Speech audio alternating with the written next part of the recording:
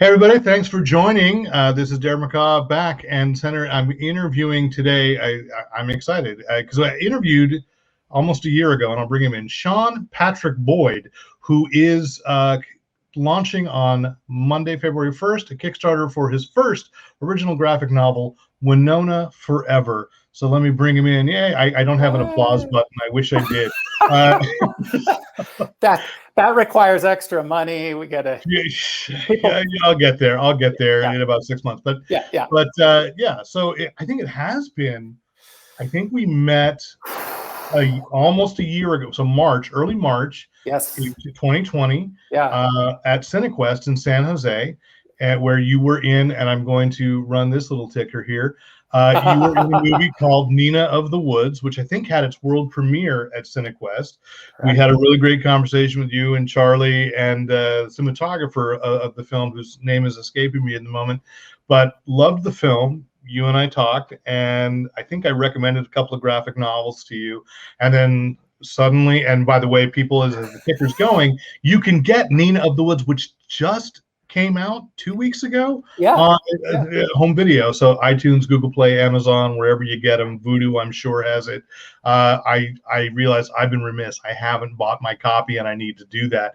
But anyway, it was this really cool, mysterious movie, my kind of, right up my alley. And then of course, CineQuest had to end a week early because right I think 2 days before 2 days after they world premiered a movie about a pandemic, the pandemic shut everything down, and we never came back. So it's been a long time, Shawn. It is really great to see you.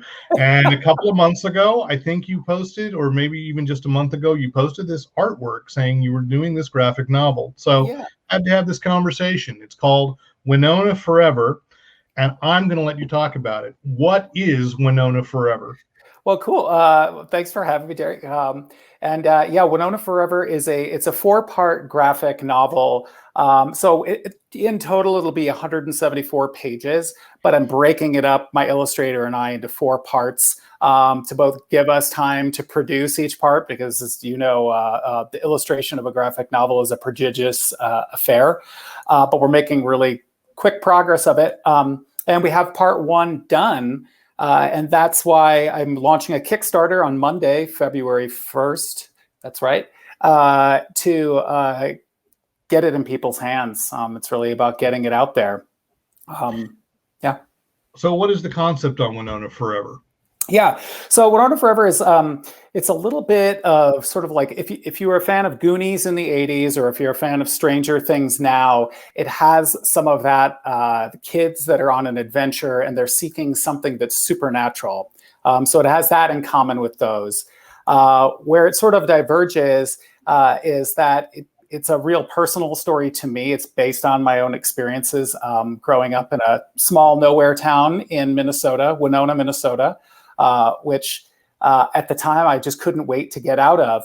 But over the course of years, I realized how interesting and cool it was, and started thinking back on some of my experiences there, some of my friendships there, school, and that kind of thing. And they all sort of converged into creating a story that takes place in Winona and is a mystery thriller, again, about kids that are seeking out a supernatural relic, which they need to make something really important happen.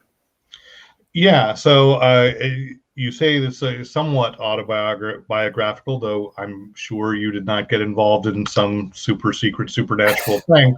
No. But you've got that Catholic school upbringing and that kind of thing going on, and definitely that was funny to me, that element of the relics showing up, because I've never ever actually encountered that, and so it was a cool little twist. Like, was that really going on in your experience in Catholic school in the 80s?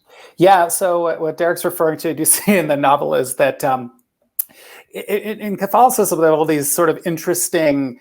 Well, they're just called relics. I won't even say interesting, whatever. They're relics, which are, they could be pieces of a saint's bone. Which is fairly macabre, right?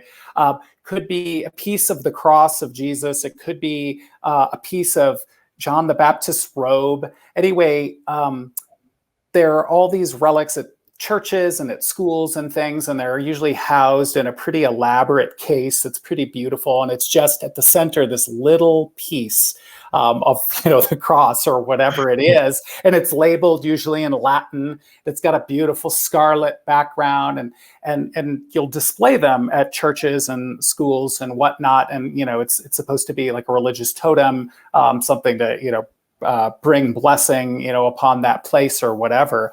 But in my understanding, and I think Chaucer speaks about this a little bit, is that there was a somewhat robust trade in fake relics at one time. And so there's a touch of that in there. But anyway, I've probably gone on too long about relics. No, all of that's very true. You just raised the bar on this interview by mentioning Chaucer. Like, oh, we got an intellectual. Thank you. Oh, yes. No, so, so you've combined this childhood memory with there is this, supernatural conspiracy, if you will. And I think that's for people that will kickstart this, which I do recommend. I'm going to say that I obviously I have not yet because it hasn't launched yet by the time we're having this conversation.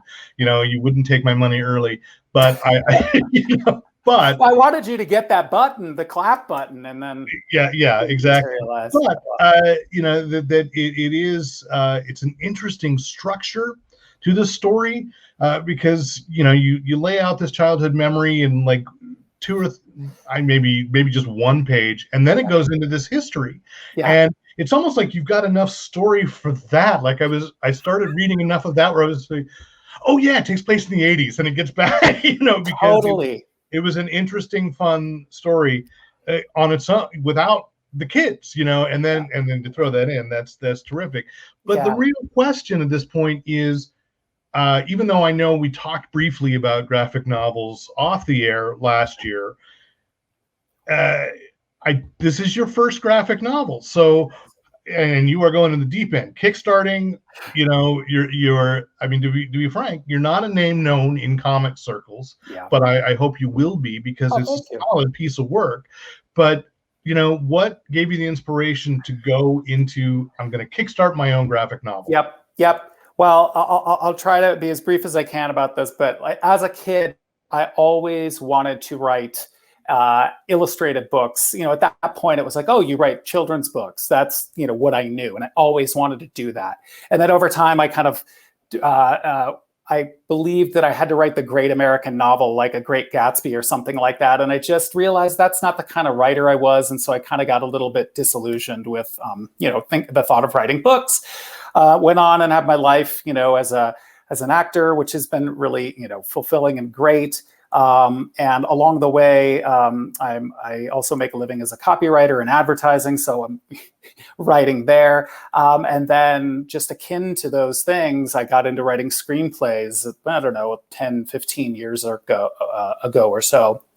And, in the process of writing screenplays, there's so many gatekeepers to get a movie made, to get a TV show made, unless you're funding it yourself. And if you're funding it yourself, you're likely independently wealthy, or you've got access to money or whatever that is, which I didn't have, and so I just kind of kept beating my head against the wall, saying I really believe in this TV pilot, I really believe in this script, but it's sitting in my computer. People read it, they tell you they like it, but maybe it's just there's roadblocks in the way, and so. I wrote the screenplay for Winona Forever as a feature film.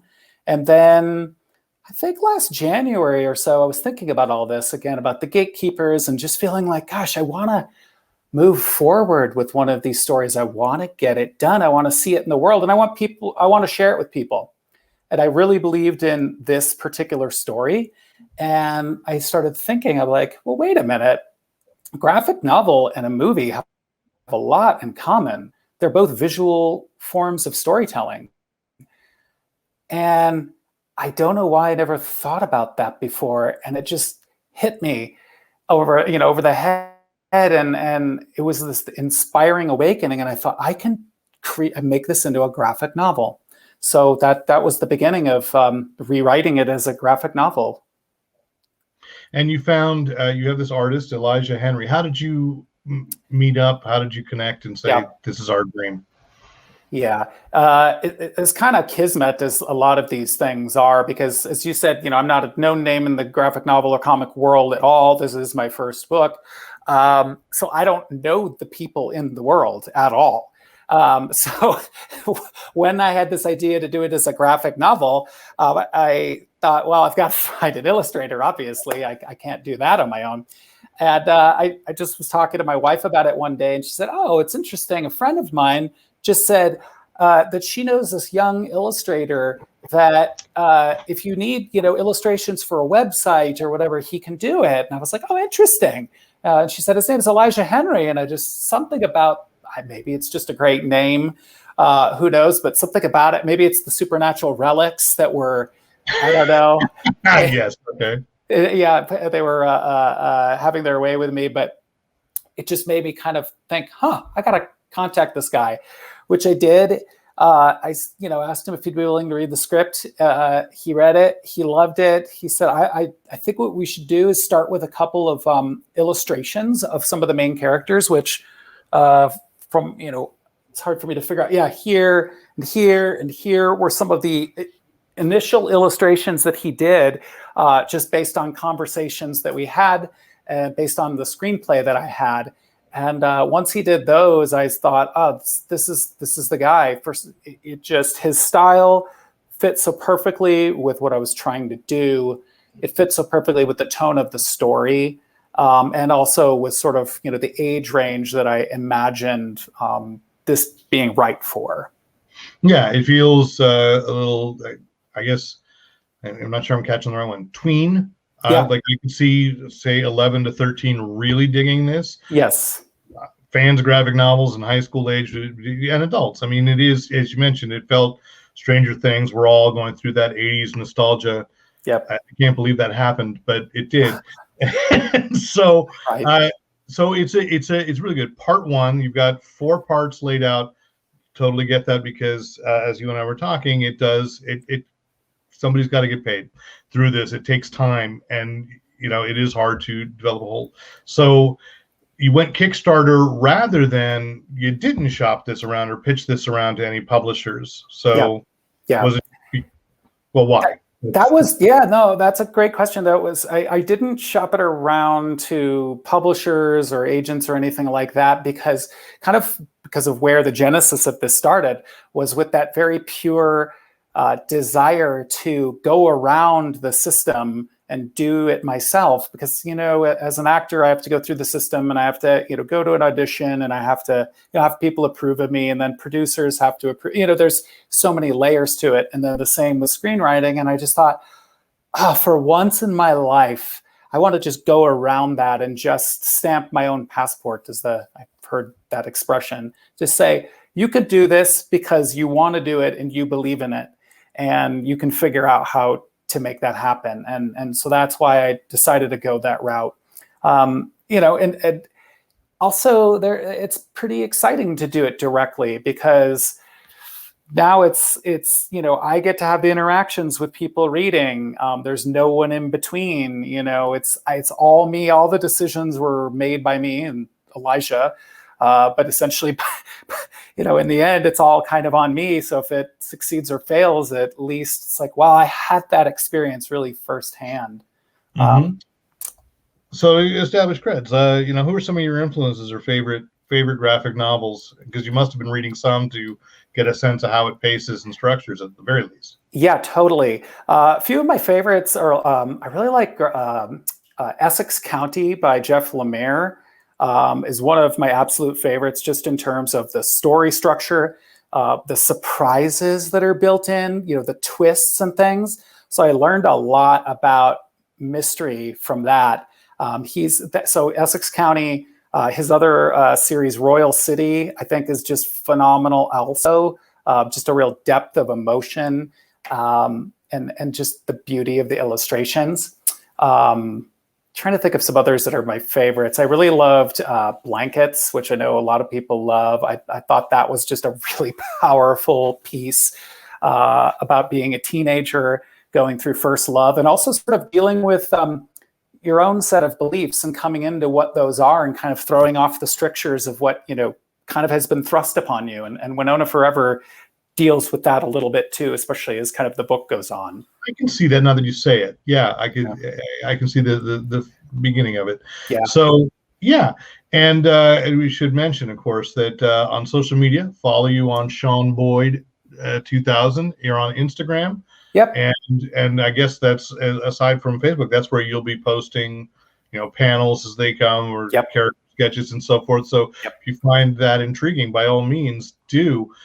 So let me run this again. That we've got the Kickstarter on Monday, February 1st, and the bit.ly is there, the link, and I will put this live on the site for Fanboy Planet as well, so if people want to go.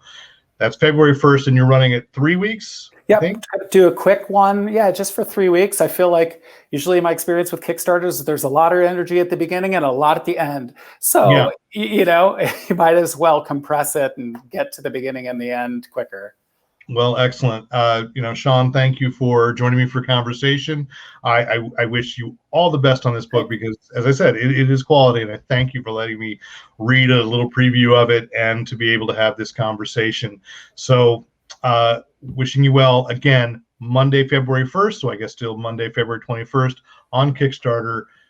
Follow that link, back this book, quality stuff. Thank you. And if you guys do back on Kickstarter, write me a note or something. I'll respond. That's one of the things I'm most excited about is meeting people and building a community in this world. So drop me a line. Excellent. All right. Well, and then we'll get more characters back there. So, all right. We'll be talking again. Thank you very much. Thank you, Derek.